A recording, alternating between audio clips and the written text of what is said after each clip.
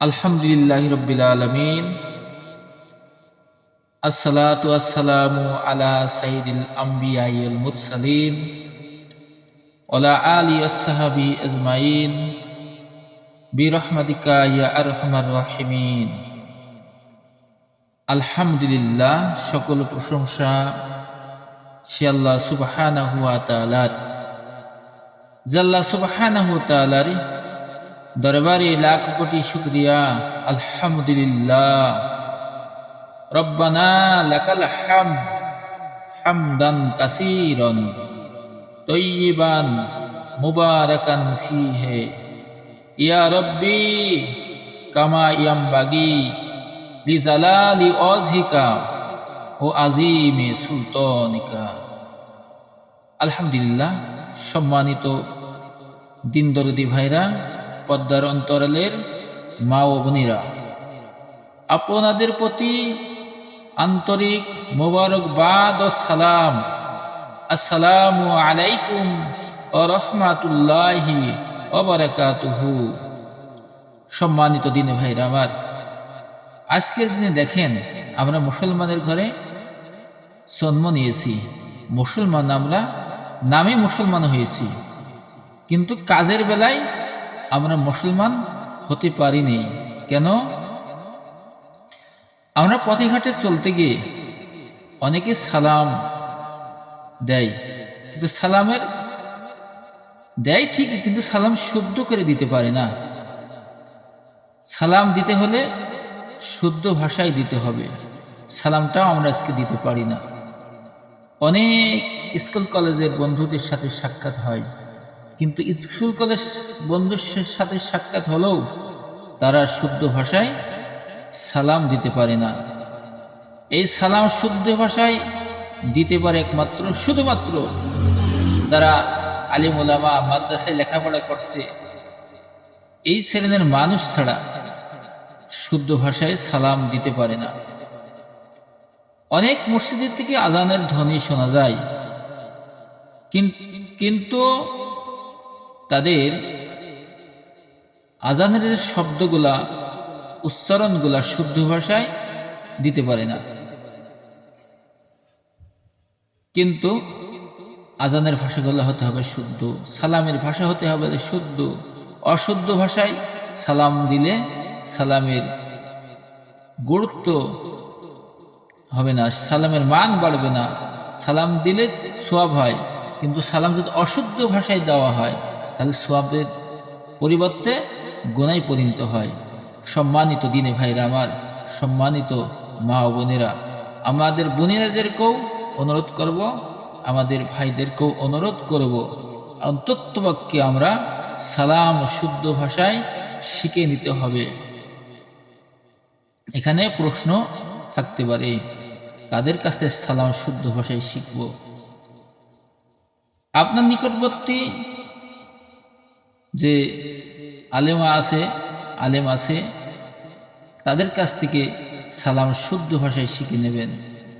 আলেমা ওদেরকে বলা হয়, মেয়েরা যারা আলেম হয় তাদেরকে আলেমা বলা হয়, পুরুষ যারা আলেম হয় তাদেরকে আলেম বলা হয়। মেয়েদেরকে বলবো, আপনারা আলেমাদের কাছ থেকে সালাম কালাম শুদ্ধ ভাষায় শিখবেন, কালেমাগুলা শুদ্ধ ভাষায় শিখবেন। অনেকে কালেমা শুদ্ধ করে পড়তে পারে না। কালেমা দেখুন, দুনিয়ার জগতে আমরা শুদ্ধ করে পড়তে পারি না, মৃত্যুর সময় আবার কানে কালেমা শোনানো হয়, কালেমা বলতে বলা হয় যে কালেমা বলেন আপনি।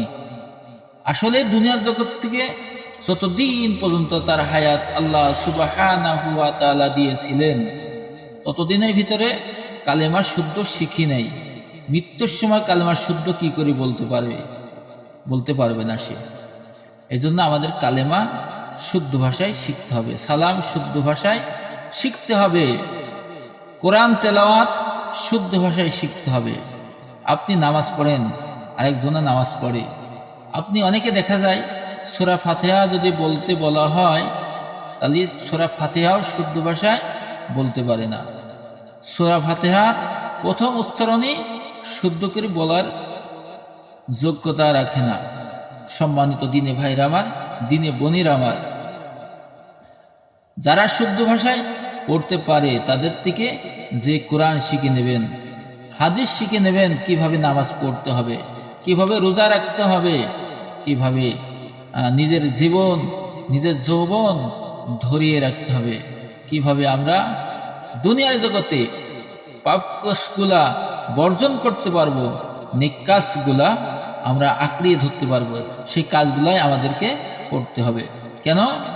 দুনিয়ার জগৎটা হচ্ছে চিরদিনের জন্য। মানুষ, আমরা দুনিয়ার জগতে আসি নাই, মানুষ চিরদিনের জন্য দুনিয়ায় আসি নাই। মানুষ দুনিয়ায় এসেছে আল্লাহ পাকের ইবাদত করার জন্য, আল্লাহ পাকের গোলামি করার জন্য।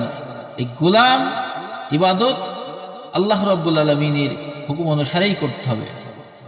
আল্লাহ যেটা নিষেধ করেছেন সেটা নিষেধ মানতে হবে, যেটা বর্জন করতে বলেছেন সেটা বর্জন করতে হবে, যেটা আদেশ করেছেন সে আদেশগুলো আমাদেরকে পুঙ্খানুপুঙ্খানুভাবে পালন করতে হবে। সে আদেশগুলো আমাদেরকে পুঙ্খানুপুঙ্খানু বলে মানতে হবে। এর কারণ হচ্ছে আল্লাহ সুবহানাহু ওয়া তাআলা আমাদেরকে 5 ওয়াক্ত নামাজ, আমাদের নারী হোক, পুরুষ হোক, দরিদ্র হোক, ধনী হোক, সকলের উপরে 5 ওয়াক্ত নামাজ ফরজ করিয়াছেন। সম্মানিত দিনে ভাইরা আমার, দিনে বোনের আমার, যে বেচারা 5 ওয়াক্ত নামাজ পড়বেন তার 5টা পুরস্কার আল্লাহ রাব্বুল আলামিন তাকে দান করবেন। তার প্রথম পুরস্কারটা হলো দুনিয়াতেই তাকে দিয়ে দেবে। এখানে প্রশ্ন আসতে পারে, ভাই প্রথম পুরস্কারটা সে কি জিনিস দুনিয়াতে দেবেন? প্রথম পুরস্কারটা হলো দুনিয়ার অভাব অনটন থেকে তাকে বাঁচাই দেবেন, দুনিয়ার রিজিক তাকে বাড়াই দেবেন, বিপদ মুসিবত থেকে আল্লাহ রাব্বুল আলামিন তাকে উদ্ধার করবেন। সূরা কুরাইশের ভিতরে বলছে, ফালিয়াবুদু রাব্ব হাযাল বাইত আল্লাযী আত'আমাহুম মিন জু'in ওয়া আমানাহুম মিন খাউফ।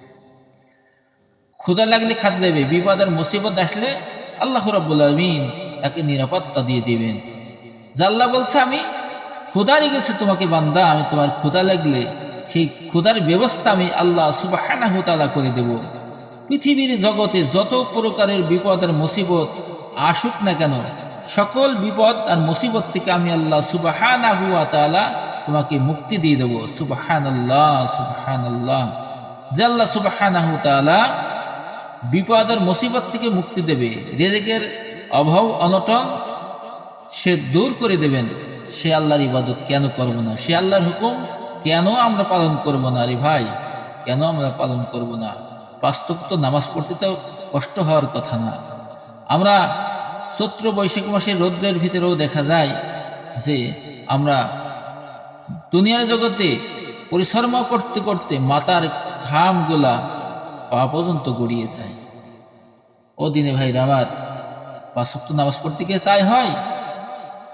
মানুষ 5 ওয়াক্ত নামাজে যখন হয়ে যায়, তার কাপড় পরিষ্কার থাকে, তার শরীর পরিষ্কার পরিচ্ছন্ন থাকে, তার অন্তরটাও পবিত্র হয়ে যায়। সুবহানাল্লাহ, সুবহানাল্লাহ।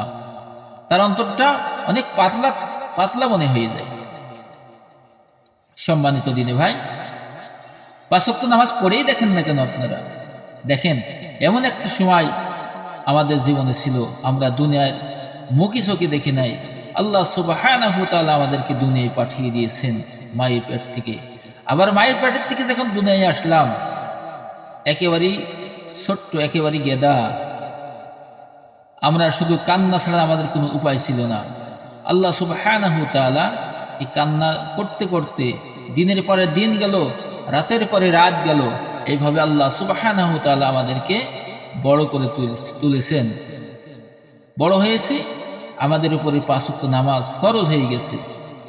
যখন মসজিদে আজান দেয়, ফজরের আজান, আসসালাতু খায়রুম মিনান নাওম।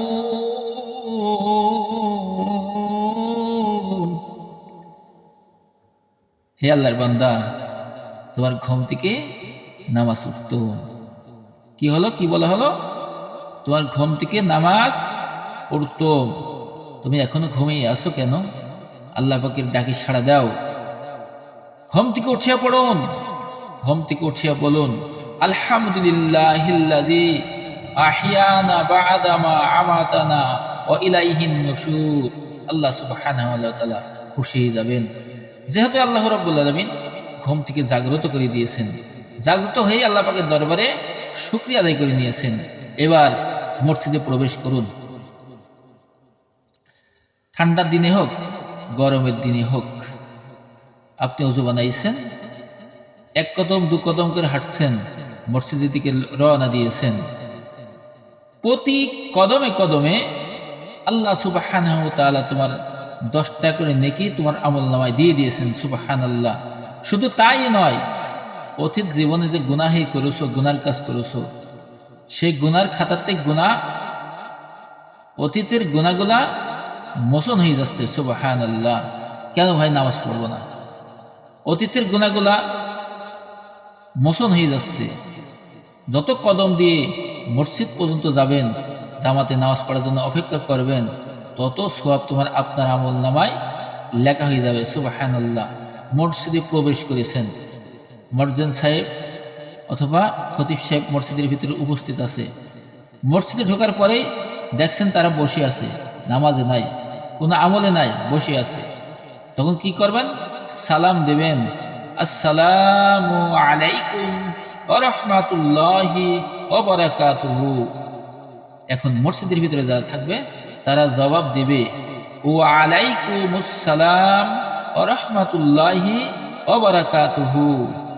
সম্মানিত দিনে ভাইরা আমার, যখন আপনি সালাম দিয়েছেন, আপনার আমলনামায় 90 নেকি জমা হয়ে গেছে। সুবহানাল্লাহ।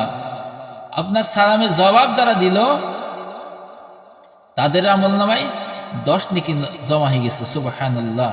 দুনিয়ার যদি কোনো প্রধানমন্ত্রী কেউ না কেউ যদি এসে বলে আজকে বেলা 10টার সময় এই ময়দানে আসলে প্রত্যেকটা মানুষের কাছে 100 কোটি টাকা উপহার দেওয়া হবে, আমার মনে হয় দুনিয়ার জগতে অথবা যে দেশের হোক না কেন, সেই দেশের মানুষ অথবা আমাদের বাংলাদেশের মানুষ আর কেউ মনে হয় বাড়িতে বসে থাকবে না, সবাই 100 কোটি টাকা নেওয়ার জন্য দৌড়ি শুরু করবে।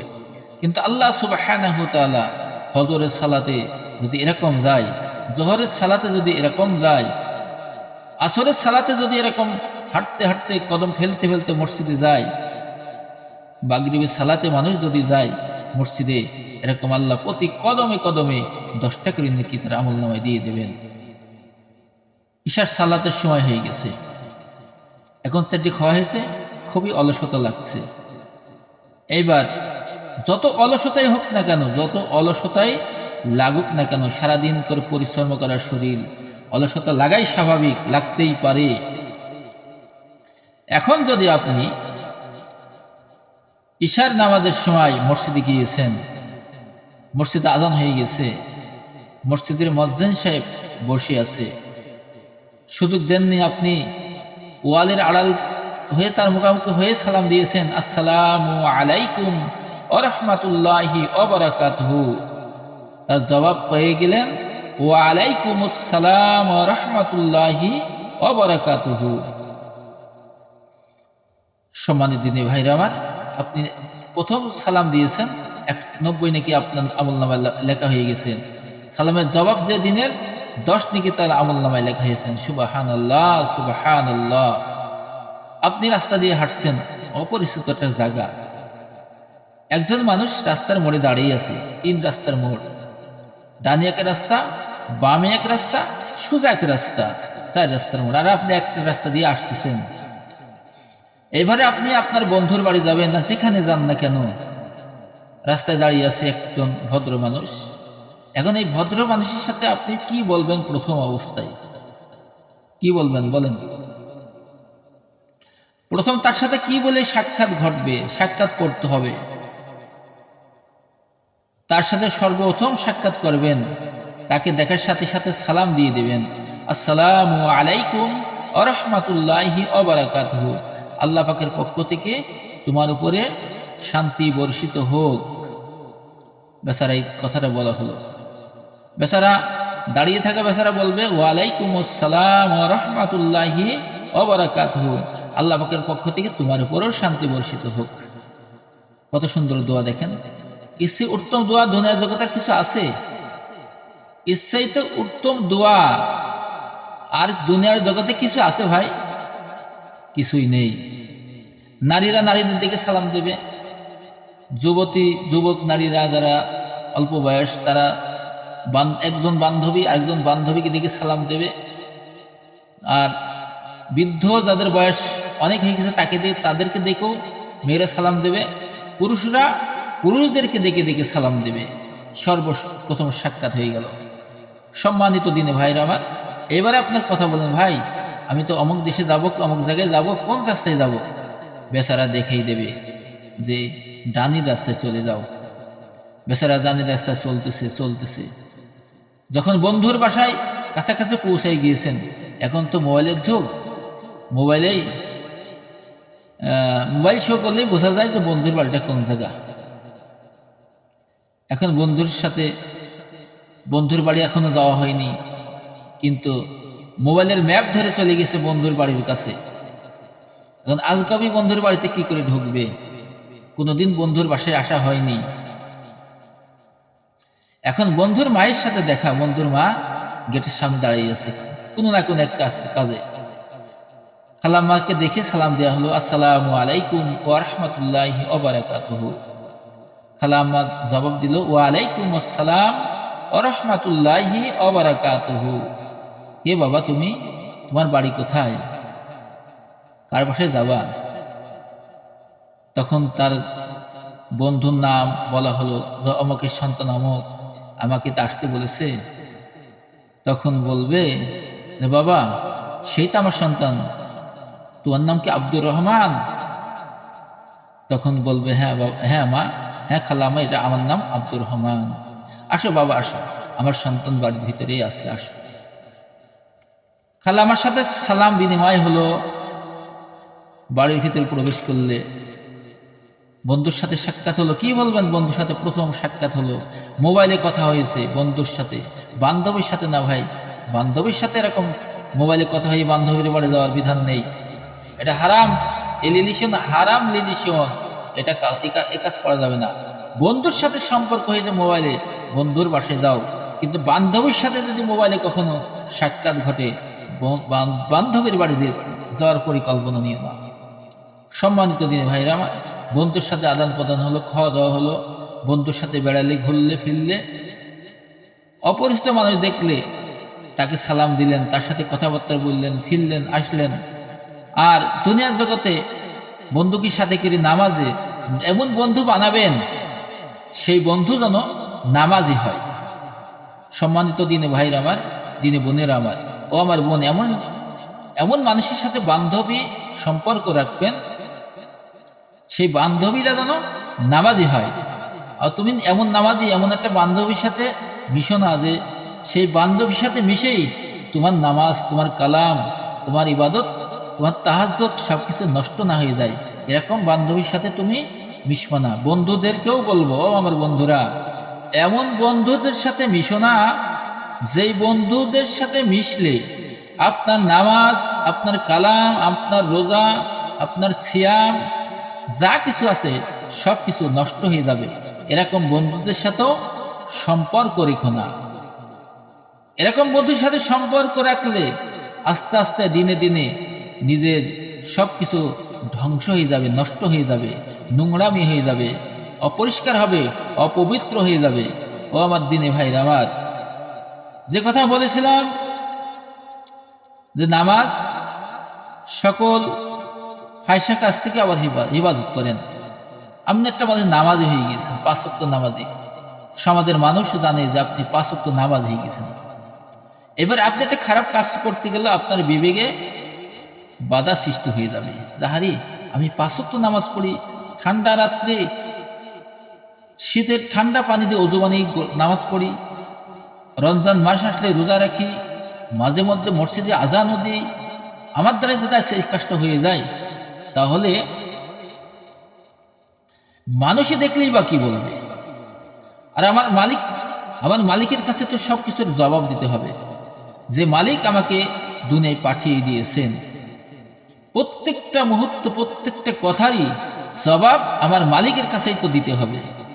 সম্মানিত দিনে ভাইরা আমার, দেখেন আমরা দুনিয়ার জগতে যা কিছু বলি আর যা কিছু করি না কেন, সব কিছুর জবাব মালিকের কাছে দিতে হবে। না দিয়ে একটা কদম সামনের দিকে আগাতেও পারবেন না, একটা কদম পিছানোর কোনো সুযোগ থাকবে না।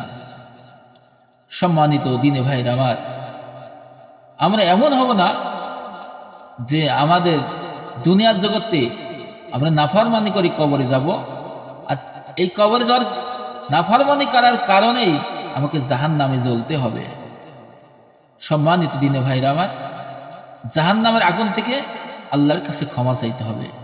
5 ওয়াক্ত নামাজ হয়ে যান ভাই, 5 ওয়াক্ত নামাজ হয়ে যান। যে কথা বললাম, 5 ওয়াক্ত নামাজ হয়ে গেলে 5টা পুরস্কার আল্লাহ সুবহানাহু ওয়া তাআলা আমাদেরকে দিয়ে দেবেন। তার প্রথম পুরস্কার হচ্ছে দুনিয়ার অভাব হটিয়ে দেবে, দূর করে দেবে, সরাই দেবে। দ্বিতীয় পুরস্কার হলো তার কবরের সওয়াল জবাব সহজ করে দেবেন, সুবহানাল্লাহ। তৃতীয় পুরস্কার হলো কাল বিচারের দিন আমলনামা ডানের হাতে আসবে, সুবহানাল্লাহ। চতুর্থ পুরস্কার হলো তাকে আল্লাহ সুবহানাহু ওয়া তাআলা বিদ্যুৎ গতিতে ফুলসরাতের ঘাট পার করে দেবেন। পঞ্চম নম্বর পুরস্কার হলো আল্লাহ সুবহানাহু ওয়া তাআলা বিনা হিসাবে তাকে জান্নাতের ভিতরে ঢোকার পরিবেশ তৈরি করে দেবেন, সুবহানাল্লাহ সুবহানাল্লাহ। আল্লাহ পাকের যে জান্নাত মানুষের জন্য বানিয়ে রেখে দিয়েছেন, এই জান্নাত একমাত্র শুধুমাত্র আল্লাহর নেক বান্দা, পরহেজগার বান্দা, শহীদ বান্দা, যারা দিনের পথে দিনকে কায়েম করার জন্য শহীদ হয়েছেন, তাদের জন্যই জান্নাত তৈরি করে রেখে দিয়েছেন। সম্মানিত দিনে ভাইরা আমার, আমরা দেখেন যে কথাগুলা বললাম, আমার এই কথাগুলা শোনার পরে আপনাদের যদি ভালো লাগে আমাদের এই চ্যানেলটা সাবস্ক্রাইব করে রেখে দিয়েন। আর আমার সাথে যদি আপনাদের কথা বলার ইচ্ছা জেগেই থাকে তাহলে নাম্বারটা বলে দিই। আজকের আমার যে ফোন নাম্বারটা আমি ব্যবহার করি, সে ফোন নাম্বারটা হচ্ছে 01716001337। সম্মানিত দিনে ভাই, নাম্বারটা আপনাদেরকে বলে দেওয়া হলো। আমার জন্য দোয়া করবেন, আমিও আপনাদের জন্য দোয়া করি। আল্লাহ সুবহানাহু ওয়া তাআলা আপনাদেরকে আমার এই কথাগুলো যারা শুনলেন তাদের জন্য দোয়া করি, যারা শুনবেন অথবা যারা শুনতেছেন তাদের জন্য দোয়া করি। আল্লাহ পাক যেন সকলকেই হিদায়াত দিয়ে দেন, সকলকে যেন 5 ওয়াক্ত নামাজি বানাই দেন, সকলকে যেন দিনের কাজ যতদিন আল্লাহ সুবহানাহু ওয়া তাআলা বাঁচাই রাখেন, দিনের কাজ করার তৌফিক যেন দান করেন। আল্লাহুম্মা আমিন। আসসালামু আলাইকুম ওয়া রাহমাতুল্লাহি ওয়া বারাকাতুহু।